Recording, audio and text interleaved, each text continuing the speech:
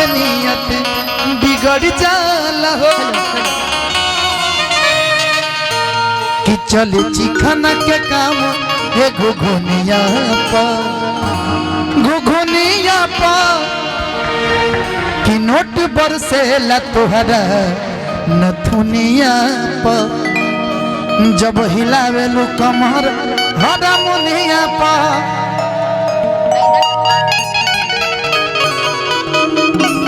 ऐसे हारमोनियम कौन बजाता है? इधर से लग जाएगा तो अरे ये अरविंद सिंह अभियंता ऐसे बजाते हैं, अरविंद सिंह अभियंता ऐसे बजाते हैं हारमोनियम, ऐसे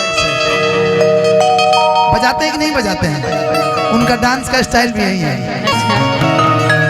अच्छा आ जाइए पहले तो तमाम जितने भी हमारे निवेदक रंजय यादव जी के उपस्थित जितने भी यहाँ पे उनके भाई बंधु हैं सभी को बारंबार नमस्कार प्रणाम है। निशा उपाध्याय का आप सभी को एक ताली बजा के थोड़ा आशीर्वाद दे दीजिए आप लोग।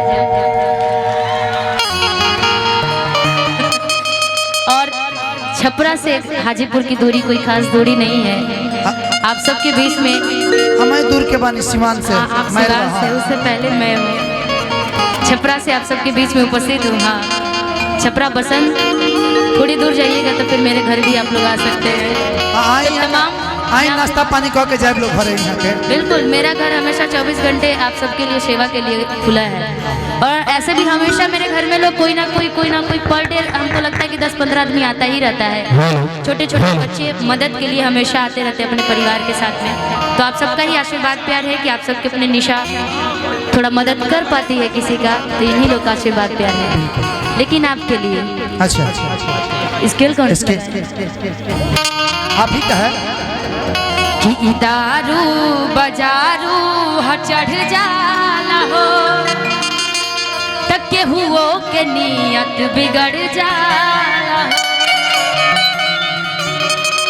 देखिए मैट तो हमारा साथ नहीं दे रहा है, लेकिन हम चाहेंगे कि ये जब मेरे जनता जनार्दन साथ दे देगा ना तो फिर कुछ भी मुमकिन नहीं ना जी, मुमकिन है ना जी, तो देंगे ना साथ।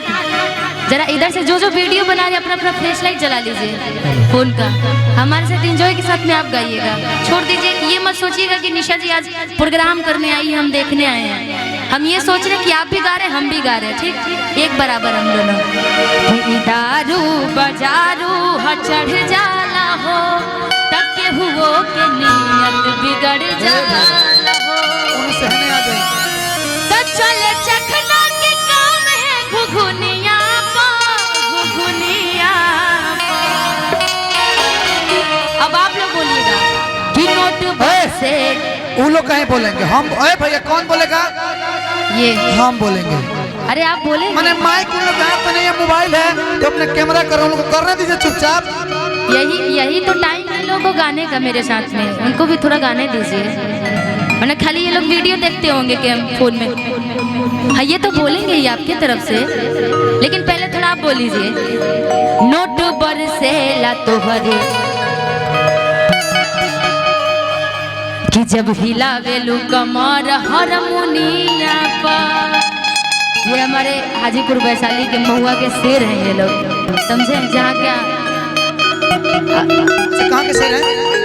वैशाली के, वैशाली महुआ के ना कुछ कहने वाले थे हम, कुछ कहे वाले नहीं पहले नहीं हम समझ गए आप क्या कहने वाले थे, इसीलिए हिंड लगा दिए कि दारू बजारू चढ़ जाला हो ताके हुओ के नियत बिगड़ जाला हो।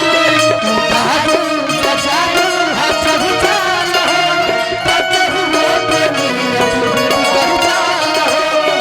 दारू बजारू चढ़ जाला हो ताके हुओ के नियत बिगड़ जाला हो।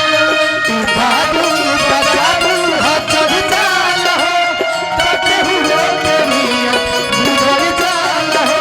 चले चखना के काम है घुघुनिया चले चखना के काम है घुघुनिया घुघुनिया।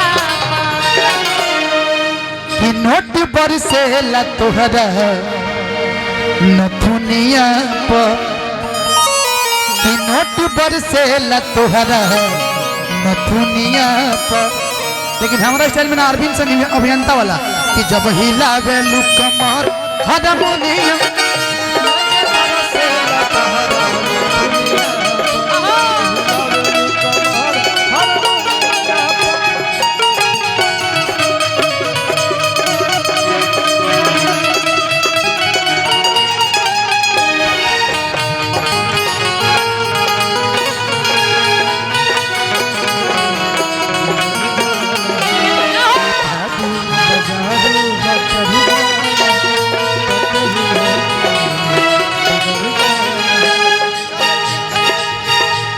ये था कहाँ से कहाँ लेके भैया रुकिए रुकिए